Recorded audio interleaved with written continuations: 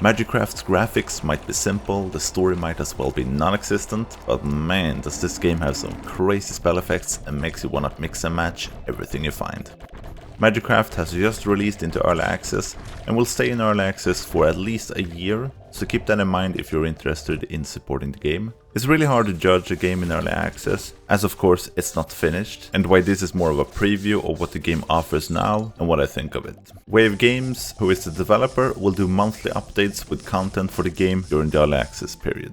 The story, as I mentioned, is nothing special. You're home by your computer when you take a bathroom break and everything turns black. Somehow or another, you're transported to a fantasy world. Here you meet a few characters that say you are the chosen hero that will save their world. That's the premise of the game. There is a bit more to the story, but I won't spoil that. The game is all about the gameplay, and the gameplay is mostly good. The whole premise of the game is combining spells and get crazy spell effects. There is a lot of freedom in this, and combining and testing is a lot of fun. You start simple in the game, a wand with 3 spells of the same kind put inside. The wand is the vessel for your magical concoctions, and every spell you put inside the wand will trigger. The starter wand has 4 slots, and when you hold down fire, the wand circles through the spells inside of the wand, and mana will of course also be used. The first wand shoots 3 magical bullets, not very interesting, but when you start to play and get more spells and better wands, the game really starts to open up. There are 60 spells in the game so far, all with 3 levels, and as you play you will come across the Witchwork. Here you have the Fusion Pot and the Reforge Furnace. If you collect 3 of the same spell, you can use the Fusion Pot to combine the spells into a level 2 of the same spell. If you combine 3 of the level 2 spell,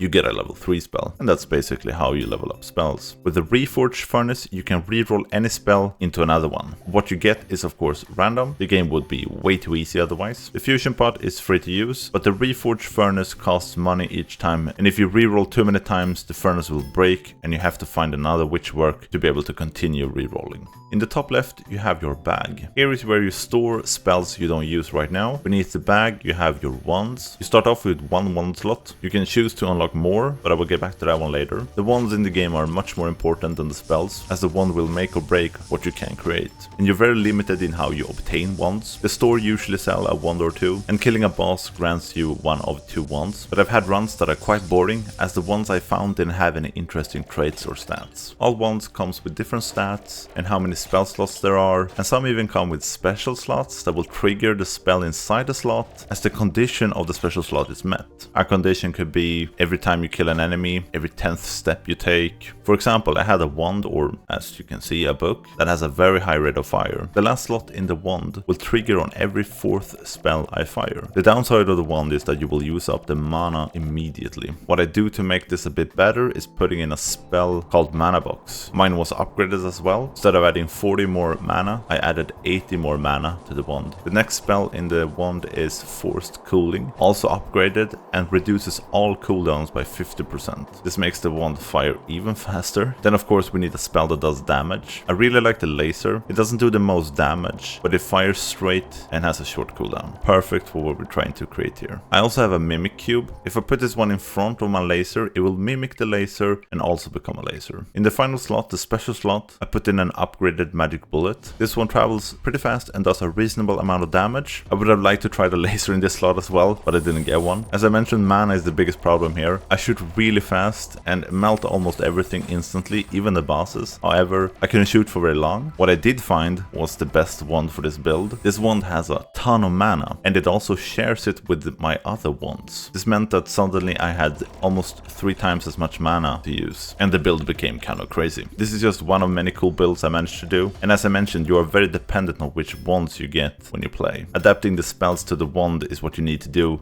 not the other way around.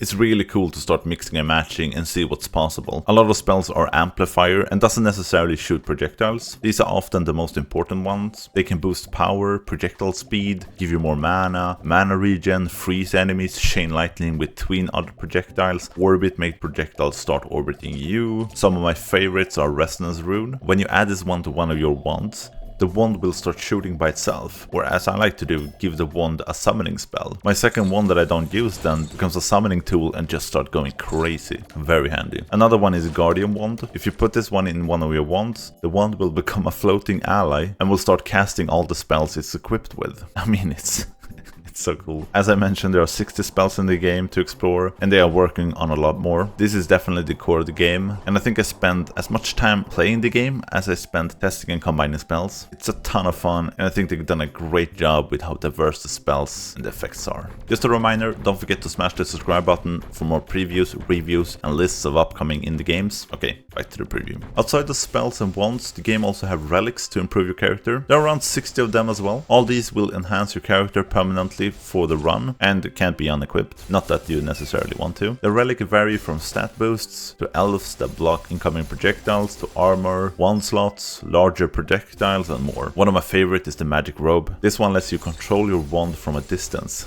So your arms become kind of long.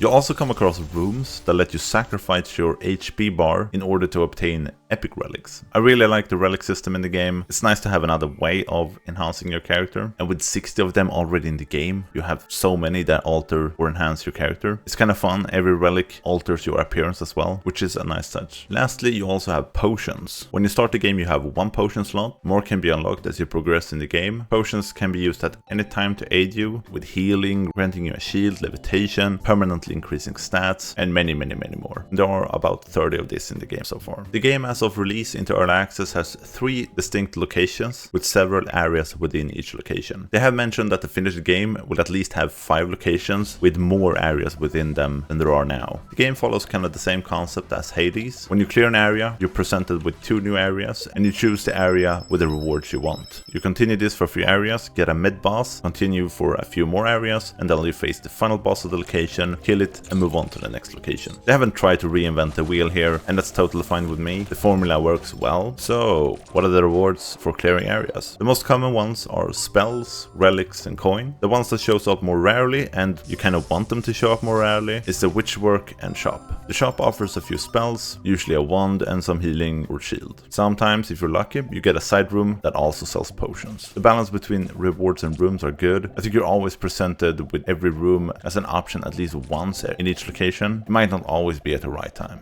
There are a ton of enemies in the game and over like 10 bosses. However, it doesn't really feel like the game has a shit ton of enemies because they rehash a lot of them, just with slight variations. The main problem I have with the enemies, at least in the first zone, the second zone has a bit of this, is that the enemies doesn't do much. Too many enemies are just passively watching you kill them. I would like the enemies to be a bit more challenging. I think a similar game that does this really well is Enter the Gungeon. That game does a much better job of having interesting enemies and harder enemies. This game doesn't have to be as hard, but I don't want enemies that just stand there and watch you kill them. The problem with the enemies in the third location is that those enemies are instead way too hard and way too few. The balancing of the game needs a bit of work, but I'm sure they will iron that one out. There are a few good bosses, like the Steel Cage. This one has you on your toes the entire time. What makes it a bit more interesting than the rest of the bosses is that it has a phase 2. The other bosses are mainly one-trick ponies. Take the Deceiver for example. It just goes left and right and shoot down at you. When you get it to half health, it turns invisible but still does the same. The Wandering Worm charges at you.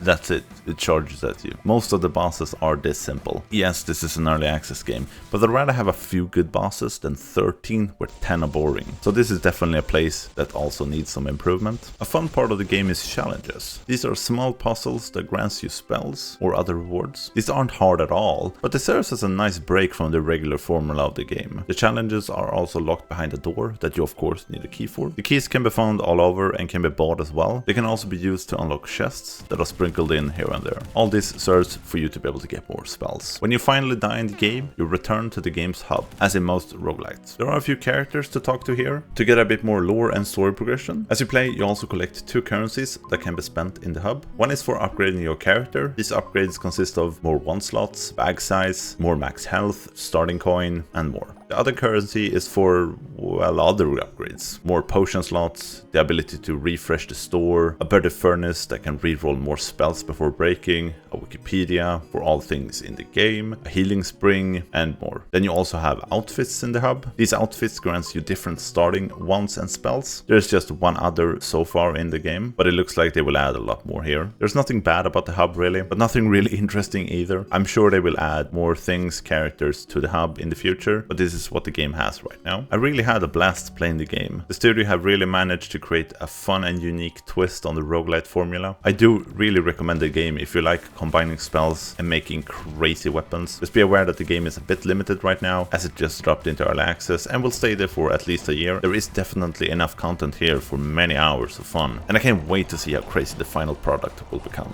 Thanks for watching, have a great day, see you in the next one, bye.